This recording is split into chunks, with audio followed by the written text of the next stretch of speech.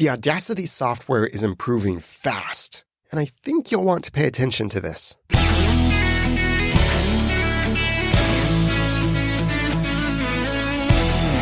Thank you for joining me for the Audacity to Podcast. I'm Daniel J. Lewis from the audacitytopodcast.com. I think nearly every independent podcaster has used the Audacity software at some point and maybe still using it. And it's no wonder because it's a free cross-platform audio editing app. Emphasis on free and cross-platform. So almost anyone can use it, and a lot of people have. But Audacity has historically lagged behind other audio editing apps, commonly referred to as DAWs, D-A-W, which stands for Digital Audio Workstation.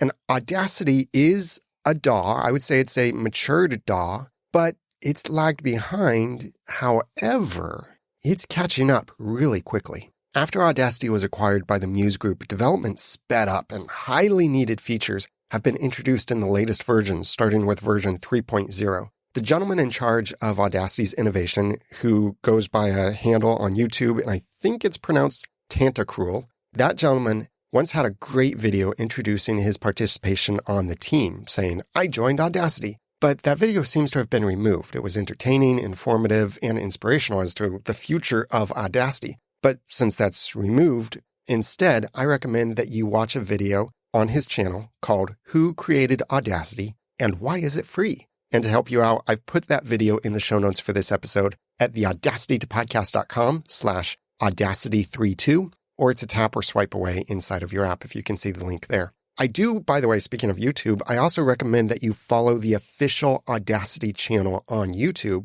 It has videos now hosted by the same gentleman, highlighting new features, announcements, and demonstrations of these new things. The videos are both entertaining and they are highly well produced. And I think it will help you get excited about some of the new features that are coming out. And we're talking about major new features for Audacity, not just little bug fixes or little tweaks here and there, but major new things. So that's what I want to share with you in this episode. Some of my favorite new features that I think warrant giving Audacity another try if you've left Audacity, or might inspire you to stick around if you're still using Audacity. And everything I'm about to share with you is based on simply what I've seen only up through Audacity 3.2. That's why the URL for this episode is the audacitytopodcast.com/audacity32. 3.3, 3.4, 4.0, future versions are going to have a lot more interesting stuff. But what I'm sharing with you is what stands out to me as of version 3.2, which is the latest stable release at this time that I'm recording this in October 2022. So here we go. Number 1, non-destructive editing. That alone might make some podcasters cheer. In older versions of Audacity, cutting or deleting any audio was considered destructive. That is, it permanently changed the audio. You could undo your changes, but if you were undoing within that same editing session, that could mean potentially undoing a lot of other changes as well that you would have to redo manually all over again because you stepped back into history, you made a change, and then you have to go forward from that point on. It reminds me of classic PC adventure games that I used to be a fan of as a kid. Especially, I loved Sierra's games Space Quest and King's Quest. These were really fun adventure games. They started out where you had to type things like get ye flask or stuff like that. Or then you could later click on things. You could look, you could taste, you could smell, you could walk to, you could pick up, you could check your inventory, that kind of stuff. In such games, if you made a wrong choice early on and you later realized it, your only solution was to restore, hoping that you had a restore point, to restore from an old save position before you made that wrong decision, and then replay everything from that point all the way forward.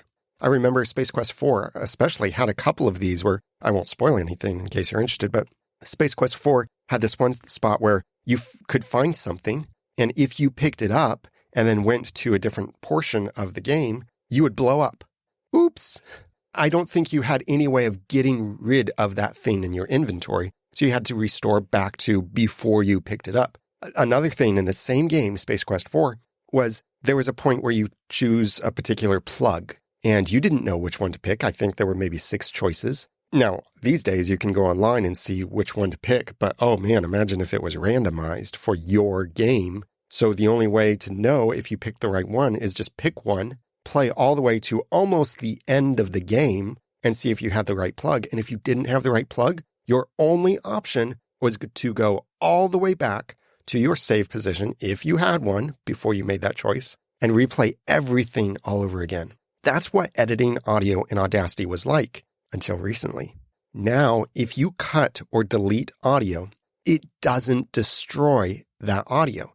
It's non-destructive. For example, if you trim the beginning of your guest's answer, but later decide that, no, what they said right there before they gave the actual answer, what they said was good stuff. I want to bring that back. Well, now in Audacity, since this feature has been introduced, you can simply re-expand that clip. Even if you deleted that audio in your Audacity project, it's still there. It's non-destructive editing. And that is so wonderful because this is one of the reasons why I would often say you might want to consider moving to other software is because of how everything in Audacity was so destructive. You make a choice, you're locked into that choice unless you undo back to when you made that choice.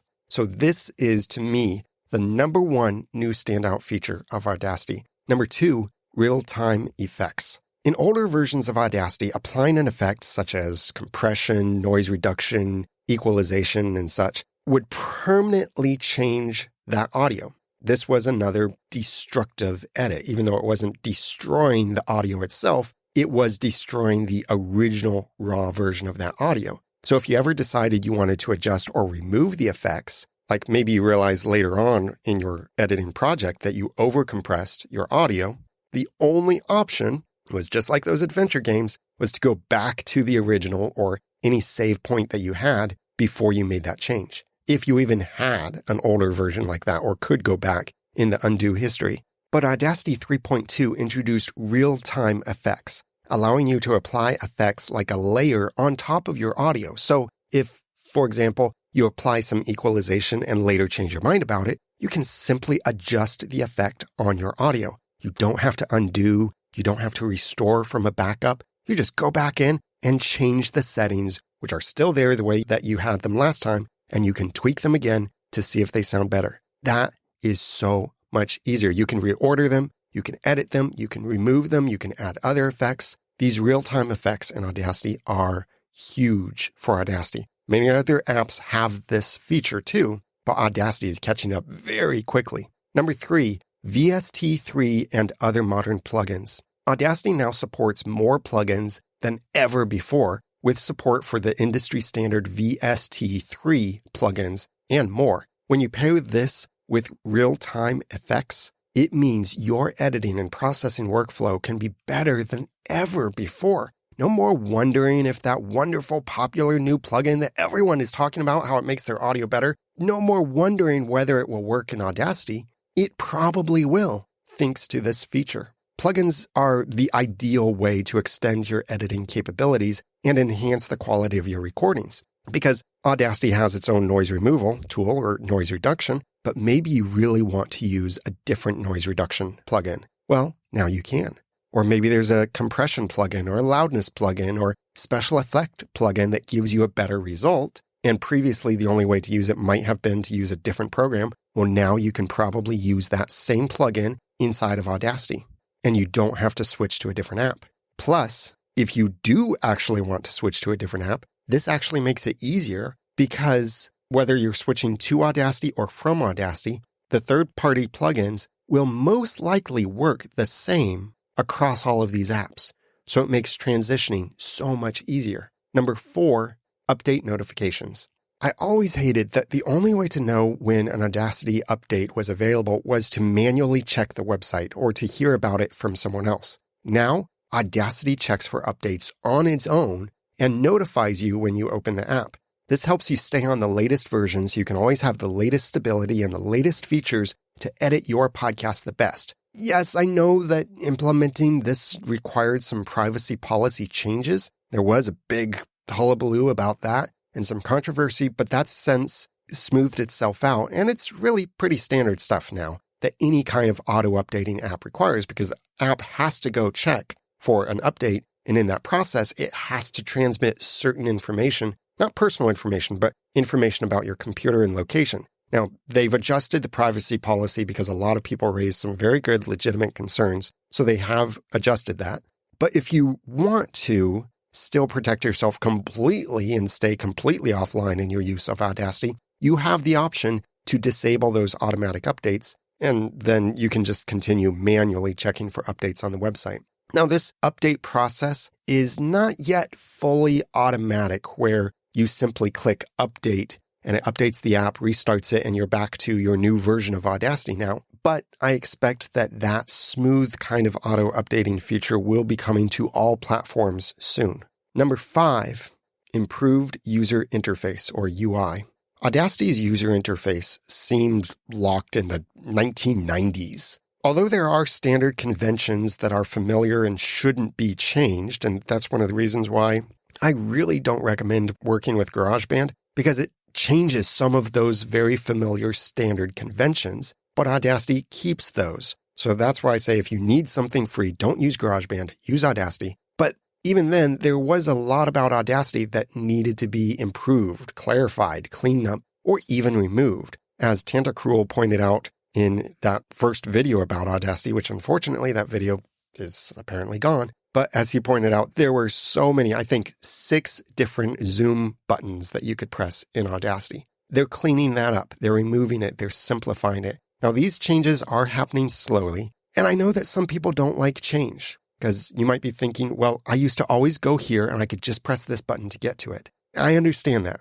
Change can be difficult. But I often find that as certain improvements are refined, if you will force yourself to try the new methods, you'll find yourself saving so much more time and enjoying better features and other benefits from it. So I think it's always a good thing when changes make it easier and faster for you to do what you need. Yes, that might introduce a slight new learning curve and some more time to adjust and learn where things are. But once you've learned, I think it's going to be much better for you. Then number 6, modern coding architecture. Yes, this one's geeky, but it is important. Devices use 64-bit processors these days, and have for quite a while, many of these devices.